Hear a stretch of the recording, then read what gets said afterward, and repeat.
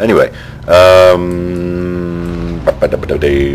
what am I saying? Nothing, I'm just making weird noises. Right, okay, well, that is interesting.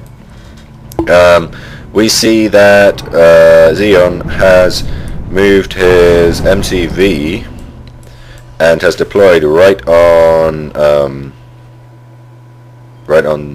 what's his name? Reborn's back door, and it looks like, does he have tier 3? No, so we'll not be seeing.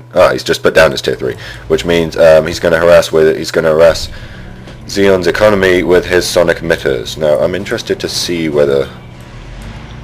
So he's going to harass Reborn's economy. That was a fail by me.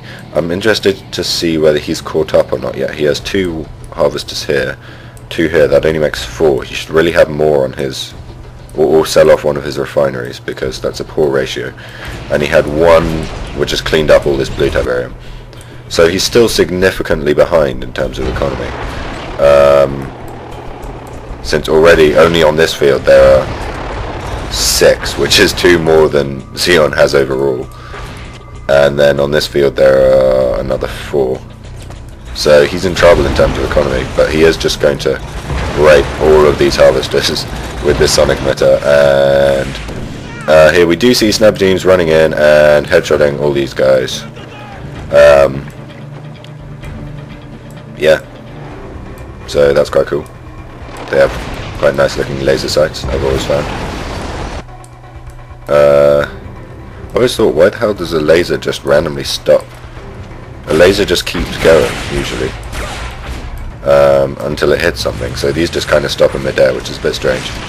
And we see sniper teams trying to take out a harvester, which is a fail, and we see Reborn in trouble with his MCV threatened, while over here he's getting pushed back by just a handful of rocket squads. However, they're all going to get owned by these sniper teams. By the way, have you guys ever noticed, I only noticed this recently, the spotter, instead of having binoculars, he has an SMG. I'm not sure how that helps him spot, but, you know. But yeah, if you look closely, the spotter is actually holding an SMG rather than a pair of binoculars, which is a bit odd. But, you know, if you can spot with an SMG, why not? So these Pred tanks are going to roll in and annihilate this base, because the only thing defending it are these 2 sonic emitters, which are being meat shielded by these power plants, but it depends, it might be enough to slow them down for a bit. And I think, oh wow, so Xeon has put up 2 war factories here and a refinery so that he can basically abandon this base. And although he's finally got his economy going a little bit, but it's all about to get destroyed, so that's a bit unfortunate. And he also has these 2 spikes, and basically these sonic emitters are just owning all these Pred tanks, because they can double or triple kill them since they're in quite deep ranks. And they're just going to own all of this here. All Xeon's harvesters are going to go down, and Reborn is owning. However,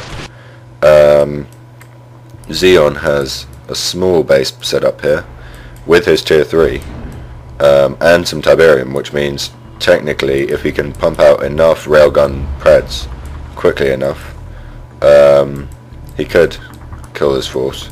Or even better, what he's doing here is he's going for a base race situation by the looks of it. And we see a couple of brave, well not a couple, quite a few brave rocket squads running headlong into a hell of a lot of sniper teams in order to try and slow down these Predator tanks. And these sniper teams are moving in at point blank range, which you really don't need to do when you're equipped with a sniper rifle. But maybe they're just evil and sadistic and want to execute them, like by putting the barrel to the head and pulling the trigger. So that's a bit harsh on the sniper teams. Bad sniper teams. Get some self-discipline. Anyway, up here we see six railgun predators. I have not been practicing my power counting. This is very bad. Now it's 5. Now it's 4. railgun predators trying to own harvesters for some reason when there are predators attacking them. That is a fail. Sorry, I haven't said fail this VOD, so I had to slip it in somewhere. Because there is a fail in every VOD, and it is the gamecaster's job to find it. So over here we see Xeon building something from his barracks. I'm not sure what it is. It is an engineer, because he's going to capture Reborn's Tiberium Spike. Now then, over here we see Reborn moving in with a ton of Predator tanks and snipe teams and missile squads, which have been upgraded with the composite armor upgrade. As you can see here, since it's lit up. Or have they? Our building has been captured. And Reborn no longer has an MCV or any power, so he should really sell off at least one of those war factories, because there's no way he's going to be spamming them from 3. But I think that's the least of his concerns right now, since he's about to roll in and beat Xeon with all these Predator tanks, basically. There are 3 sonic emitters up at the moment, and I really don't see anything Xeon can do, since he doesn't have any anything to annihilate the rest of the space with, and Reborn's just got his second MCV out, so you know. However, he does have enough to hold off Xeon, and to hold off Reborn for at least a little bit, since he's got some railgun predators and, more importantly, 3 sonic emitters here. So they'll just own any predators who come at them. He still doesn't have anything to... Oh, he's gone for an airfield, which means if he goes for some Firehawks, he can dismantle Xeon's base bit by bit. And he could still win this, I suppose. But I am not sure whether he will, since I haven't watched this before. We shall see. I guess that's the point. He's gone for 2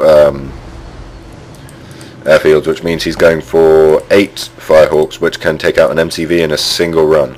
So if he takes out the MCV, he can then take out 2 war factories, then a war factory and a refinery, and it's basically game over. So in 3 Firehawk runs, Xeon can end the game, if he can pull it off. And if none of them get shot down by rocket squads, which Xeon doesn't have. Not Xeon. Why do I keep calling Reborn Xeon? Which Reborn doesn't have.